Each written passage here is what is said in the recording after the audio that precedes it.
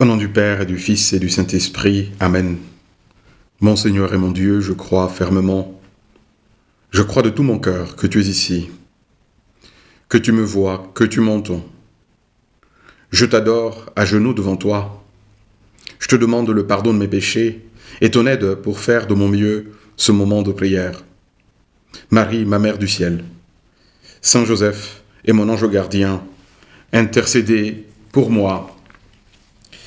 N'est-ce pas que les bons enfants, lorsque la maman célèbre sa fête ou une éphéméride quelconque, ont hâte de décrocher le téléphone ou d'aller la voir pour lui dire « Bonne fête maman ». Eh bien cela, aujourd'hui, l'Église veut le faire en célébrant la fête, mieux, la solennité de l'Assomption de la Vierge Marie au ciel. C'est-à-dire sa réception grandiose en raison de sa dignité de Mère de Dieu. Elle est reçue au ciel comme la Mère de Dieu, celle qui a mis au monde le Rédempteur du monde. Ô mystère!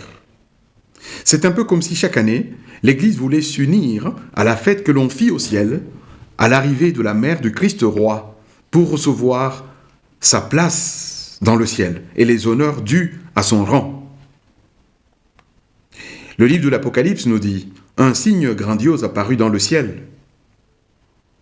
Une femme ayant le soleil pour manteau, la lune sous les pieds, et sur la tête, une couronne de 12 étoiles. » Quelle photo! Quelle photo! Ô Notre-Dame, nous qui ne sommes après tout que des enfants, nous ne voulons rien d'autre que nous associer également à la joie du ciel, tout entier, qui t'accueille avec faste, pour t'associer à la gloire de ton Fils. En ayant été, ici-bas, étroitement unis à Jésus, par l'obéissance de ta foi, lorsque tu accueillis la parole de l'ange Gabriel à l'Annonciation. En méditant aujourd'hui sur les choses de Dieu, toi et moi, nous pouvons facilement conclure avec Marie ainsi.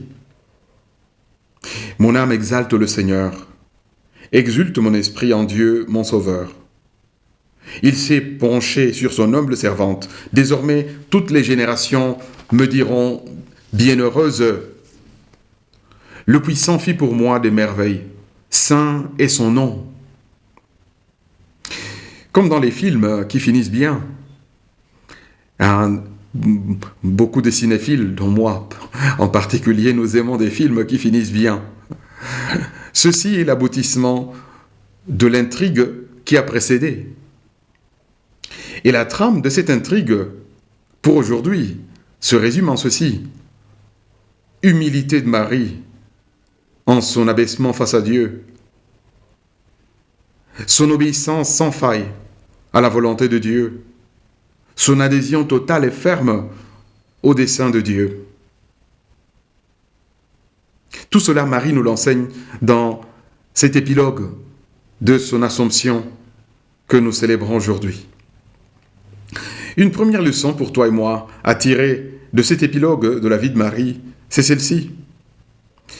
Marie me souffle à moi aussi à l'oreille, son premier secret.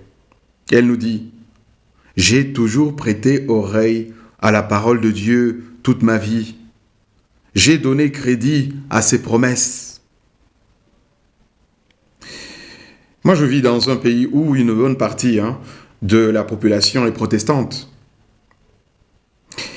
Et beaucoup de ces personnes, pas tous, mais beaucoup, ont parfois quelques impressions pas tout à fait justes vis-à-vis de notre foi catholique. Notamment, ils pensent, quelques-uns au moins, pensent que nous donnons une place indue à la Vierge Marie. Que peut-on répondre à cette objection? Eh bien, c'est Jésus lui-même qui va répondre pour nous.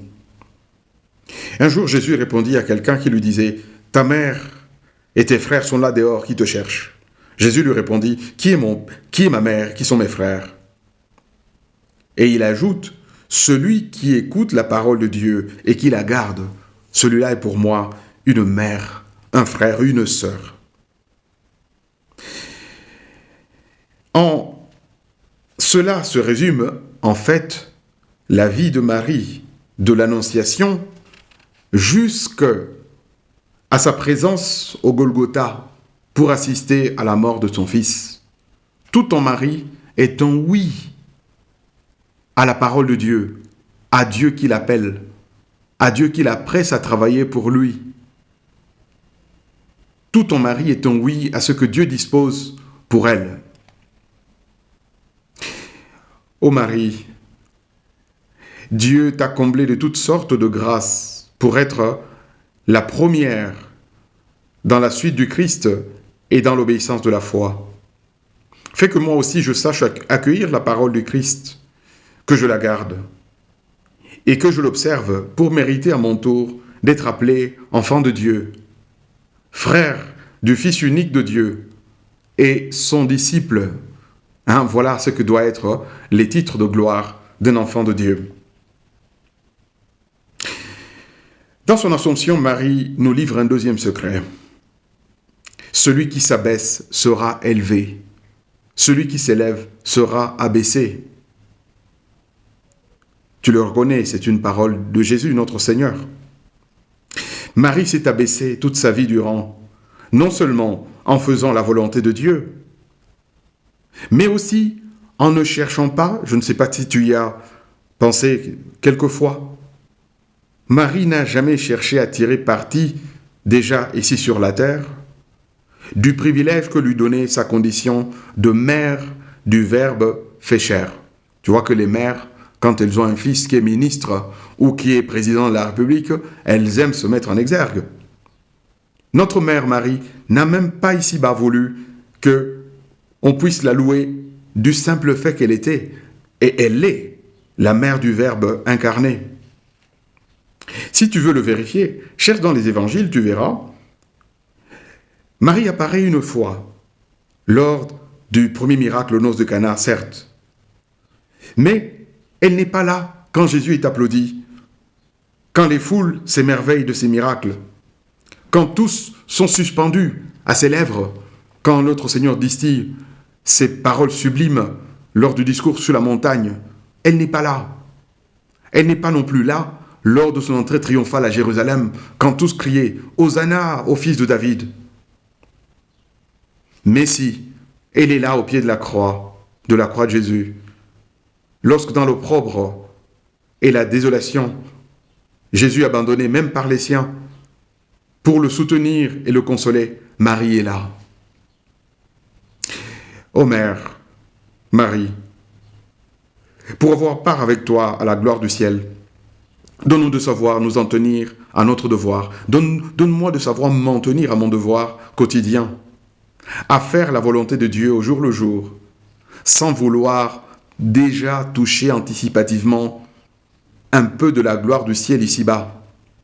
Donne mon mari de ne pas chercher à tirer parti de ma condition de chrétien, dans un milieu où cela passerait bien, ou quelque avantage du fait que je suis ami de Jésus, pour des intérêts simplement terrestres.